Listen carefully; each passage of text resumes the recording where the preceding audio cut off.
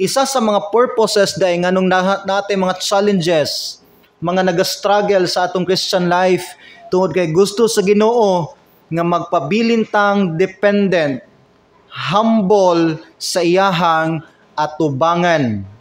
Now, ang verse nga itong gibasa, sinulat ni Apostle Paul. Isa sa mga powerful kayong verse sa New Testament with regard sa grace, humility, and even revival. Sinulat ni Apostle Paul. Who was Apostle Paul? He was the apostle of Christ. Maingon ako nga among all the 12 apostles, si Apostle Paul ang pinakadakog contribution sa ministry. Pero never na gipanghambog ni Paul. Siya ay pinakadaghan og nadala nga mga tao, mission works diha sa ministry ni Christ.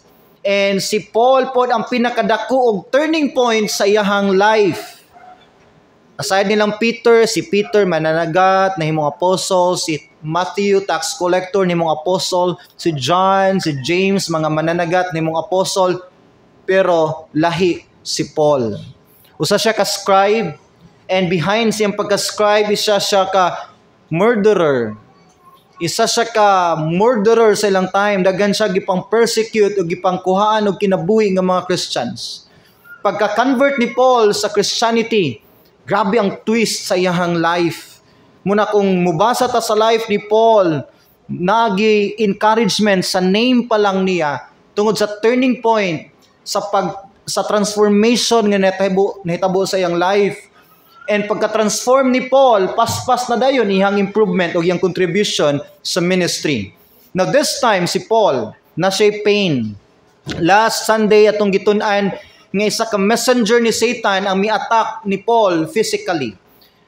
Dili nito makita nga ang atake din ni Satan dili lang sa atong emotion, dili lang sa atong mind, even sa mga physical illness, si Satan maka-attack nato. And gidescribe ni Paul nga isa ni ka, ang description niya sama sa isa ka thorn in the flesh. Tunok sa unod. So isa na siya ka ngulngul kayo nga pain ang na-feel ni Paul. Ni-feel gid siya literally and physically og pain sa iyahang body. So nasa sakit. And pag-abot sa verse 7, mo ni interesting king part sa life ni Paul. 2 Corinthians 12:7. Wala na to ni napilog basa ka ganin. Ni shortcut sa verse 9. Verse 7, follow me. And lest I should be exalted above measure through the abundance of the revelations, there was given to me a thorn in the flesh, the messenger of Satan to buffet me, lest I should be exalted above measure. Si Paul, ingon siya, through the abundance of revelation. Kung tanawon nimo dinhi si Paul sa tanang apostle, siyang pinaka-potential. Mayong manulti si Paul. Isa siya ka-abogado. Bright sa balaod, bright sa debate si Paul. May siyang manulti, may siyang gesture, na pag siya influence, na siya charisma manulti. So si Paul, daghan kay siyang pwedeng mahimo para sa Ginoo. Ingon din siya, lest I should be exalted above measure.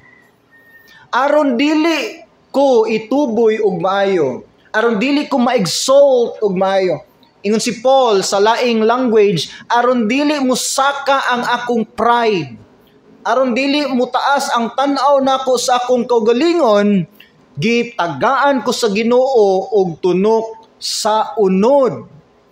So ato pag yung i-clarify, ipaklaro pag ito. Ingon si Paul, tungod sa kadaghang potential nga pwede na kong mahimo sa ministry, sa kadaghan akong pwedeng mahimo para sa Ginoo, gipugnan sa Ginoo nga dili ko mahimong hambugiro sa kong kaugalingon, gitagaan ko niyag sakit sa unod.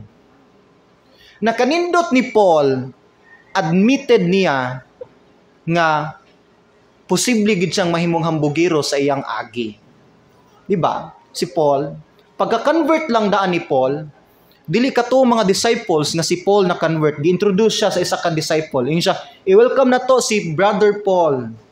Nabungkagod ang church kadali. Ingon siya, nganong gidaman na mo dinhi nga mao man ay nagpatay sa atong mga kauban. Ay mo kahadlok, gibag-o na ni siya sa Ginoo. Gamituno na ni siya sa ministry. Bag-o pa lang gid si Paul na convert.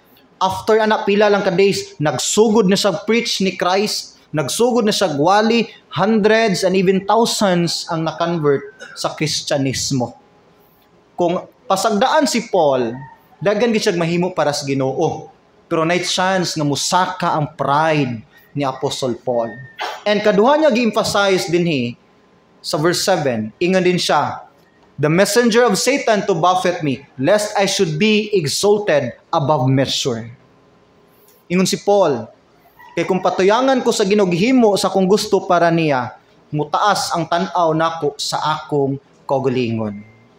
Admit ni Paul nga nay chance siya mahimong hambugiro. Og nakabantay pod si Paul nga gipahambol siya sa Dios. Munay nakanindot ni Paul.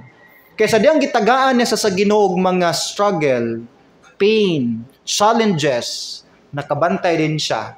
Basin Lord, imo kong gipahambol.